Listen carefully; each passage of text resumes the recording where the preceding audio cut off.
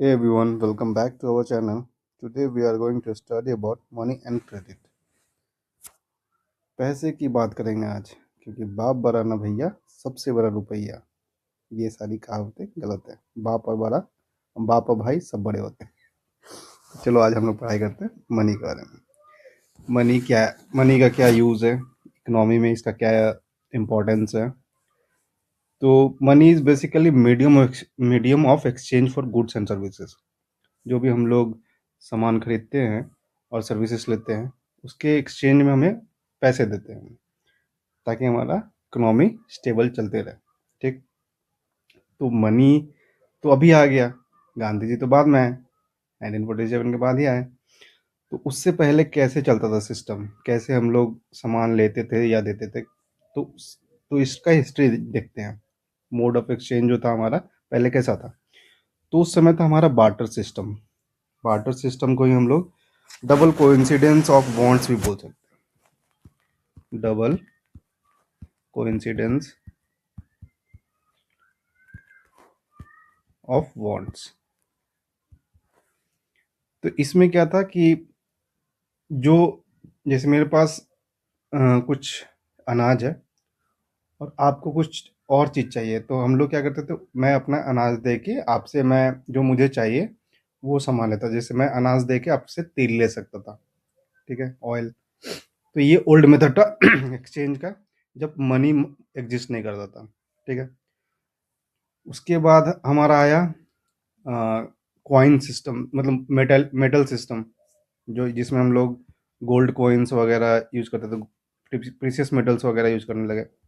Gold coins था, अपना copper copper coins था, प्रीसियस मेटल जो भी अपना सिल्वर वगैरह।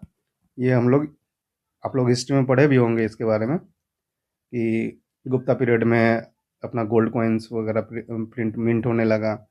ठीक है। तो उस समय ऐसा चलता था बार्टर सिस्टम। आप देख लिए, old method of exchange where goods and services are directly traded for other goods and services, exchange of things. ठीक है। अब देखते हैं मॉडर्न फॉर्म ऑफ मनी। ये हमारा पहला देख लेते हैं, करेंसी, जो हम लोग नोट यूज़ करते हैं। ठीक है, नोट यूज करते हैं और जो कॉइन यूज़ करते हैं। ठीक। इसको कोई भी प्रिंट तो कर नहीं सकता है, इसके लिए गवर्नमेंट ऑथराइज्ड बॉडी होना चाहिए। गवर्नमेंट ऑथराइज्ड बॉडी होना चाहिए, जो कि है हमारा आरबीआई। ठीक। तो आरबीआई का काम है कि कितना नोट प्रोड्यूस होगा, कब मार्केट से सारे नोट को सकअप कर सकते हैं। इसको, ये मॉनेटरी पॉलिसी होता है। वो बाद में आप जब बड़े मतलब हायर क्लासेस में जाओगे तो पढ़ोगे मॉनेटरी पॉलिसी के बारे में। ठीक है। तो ये करेंसी हमारा हो गया, जो हम लोग पैसे दे के सामान लेते हैं, अपना अभी जो यूज़ करते हैं। ठीक। अभी डिपॉजिट्स विद बैंक, जो एक्स्ट्रा कैश होता है। जैसे हम लोगों ने 1000 अर्न किया, लेकिन हमारा डेली जो खर्चा है वो 600 है, तो 400 जो होगा वो हम लोग बैंक में डिपॉजिट कर देते हैं, जो एक्स्ट्रा कैश होगा। इस पर क्या होता है कि बैंक हमें इंटरेस्ट देता है। बैंक हमें जो डिपॉजिटेड अमाउंट है उस पर इंटरेस्ट देगा। तो इससे हमारा भी प्रॉफिट होगा और बैंक का भी होगा। वो हम लोग लेटर ऑन डिस्कस करेंगे कि बैंक कैसे हमारे पैसे से अर्न करता है। ठीक। फिर हमारा चेक पेमेंट होता है। चेक पेमेंट में कैश का कहीं यूज़ नहीं है। जैसे मैं आपके नाम से कोई चेक काट दिया, आप जाके अपने बैंक मतलब बैंक में आप अपने अकाउंट में डाल के विड्रॉल कर सकते हो। मतलब वो अकाउंट टू अकाउंट ट्रांसफ़र हो जाएगा, अकाउंट टू अकाउंट ट्रांसफ़र हो जाएगा। इसमें कैश आपको मतलब सामने से दिखेगा नहीं। ठीक। अब देखते हैं कि लोन एक्टिविटीज़ ऑफ बैंक। ठीक। इसमें हम जब देखेंगे कि बैंक कैसे हमारा पैसा कमाता है। जो हम लोग डिपॉजिट करते हैं, जैसे हम लोग जो भी अमाउंट डिपॉजिट करते हैं वो बैंक अपने पास रखता है। आप कभी भी विड्रॉल कर सकते हो, लेकिन बैंक हमेशा 5% जो बैंक का डिपॉजिट होता है वो हमेशा कैश में रखता है। बाकी जो 95% है वो लोन देते रहता है। ठीक। तो जैसे मैं बोरोवर्स हूँ, मैं अगर बैंक के पास गया, लोन लिया, ठीक है, तो जैसे मैं डिपॉजिट किया, पहले मान लो मैं 100 रुपीज़ डिपॉजिट किया, ठीक, 100 रुपीज़ डिपॉजिट किया, मुझे बैंक इंटरेस्ट दे रहा है 2%, ठीक। और कोई बोरोवर आया जिसको लोन चाहिए था, लोन बोरोवर,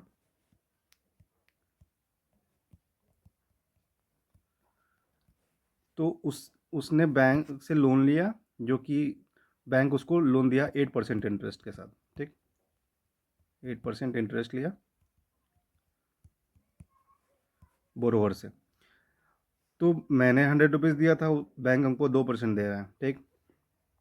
तो हमारा और बैंक ने किसी और को दिया तो 8% इंटरेस्ट पे दिया। तो जो 6% का जो इंटरेस्ट का गेन किया बैंक ने, ये प्रॉफिट बैंक का होता है।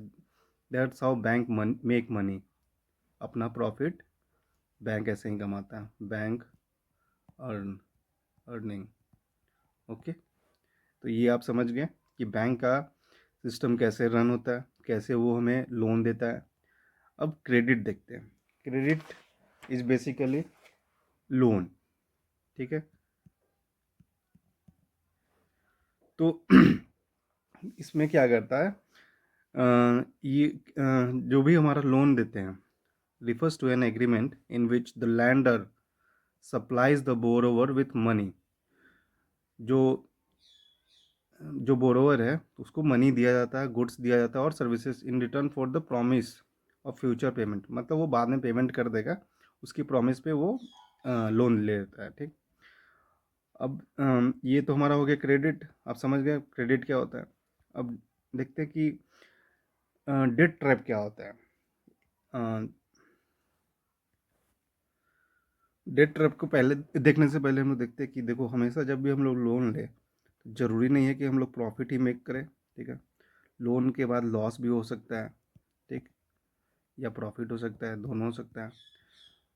तो इसमें क्या होता है डेट ट्रैप में, कि जब आप किसी से लोन लिए, ठीक, उसके बाद आपको लॉस हो गया, ठीक, आप उस जो लोन लिया था आपने उसको चुकाया नहीं, तो फिर से आप उस लोन को चुकाने के लिए आप फिर से लोन लेते हो। तो यही होता है डेट ट्रैप। इसका देखो, आप पढ़ लो इसको। It is a situation where a person borrows money but cannot repay it, and to pay the old loan they take few loans falling deeper into डेब्ट, ठीक।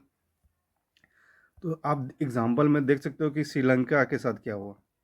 श्रीलंका का इकोनॉमी कैसे कोलैप्स हो गया।